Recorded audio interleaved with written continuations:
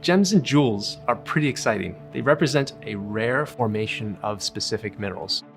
Minerals are found everywhere on Earth. They're found in the soil, they're found in air, they're found in lakes, they're found in our bodies, they're found in space. They're raining down on us every day, all the time. Minerals make up almost everything that we encounter. And so studying them is that much more important, because in order to figure out how Earth is moving forward, in order to figure out where our position is on Earth and how our technology moves forward, it's all going to come from minerals and mineral research.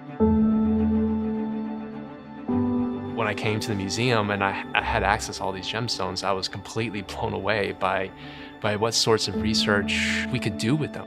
We can use gems as ways of looking into the geologic past. And that's what's really exciting, is that they're so clear, they're so easy to see into, that anything that formed when the gem formed is also really easy to see and really easy to study.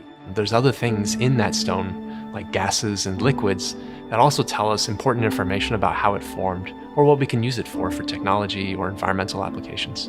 Gems are categorized on different metrics. One way a gem could be categorized is based on their minerals. For example, corundum is a mineral name, but gemstone names of those would be sapphire and ruby. So if it's red, it'll be a ruby, and every other color of corundum would be considered a sapphire.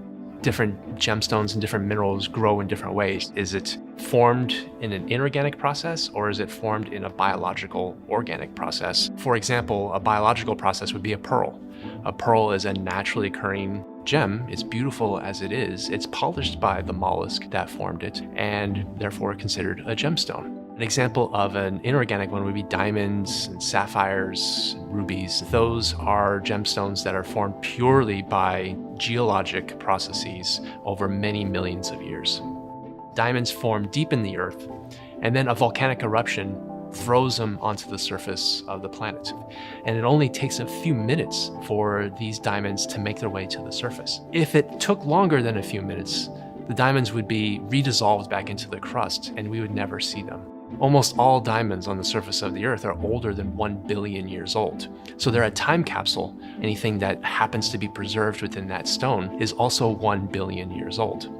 Gems are beautiful cuts and polishes of existing minerals. That's really all what gems are, is modifying existing mineral forms and making them reflect light, making them refract light in different ways to bring out the color.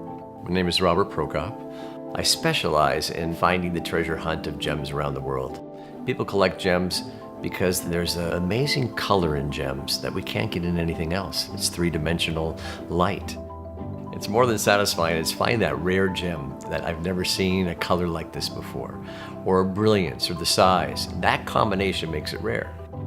I take them through about 15 different light sources, just as you see that illumination underneath. I'm looking under my microscope with light to see if I could see the interior of the stone and see where the best color is. If we cut it into a square shape, we're trying to hold the color in, and that makes the color more intense. A round, brilliant diamond is probably the rarest in a color diamond because it was designed to pull all the light out of it, not to hold the color. The science is really the foundation of our gemstones. Exciting part about the exhibition is this combination of art and science. The gemstones in science are used for a wide variety of applications. They're used for battery development, they're used for data storage. There's so many new and interesting discoveries that are constantly being made from a technological point of view. Quartz wafers are used to keep track of time by applying a little bit of electricity across a little quartz crystal. It vibrates at a known frequency, and that's how we can keep track of time. There's so much about this exhibit that draws people in. We have the rough minerals that go along with the cut gems. So you can see the before and after, how they look like in the earth, and how humans have polished them to make them into jewels. When you're looking around this hall and looking around this exhibit, you should look at the different colors. Look at the brilliance, look at how light is reflecting off of the crystals. Does it look like a metal? Does it look like it's really hard? Does it look oily and greasy?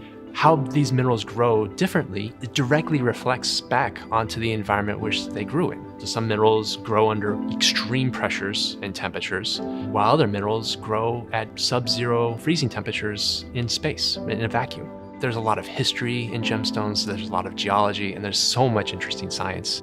It's so important for us to keep finding new gemstones, to keep researching. There's so much to still discover for gems.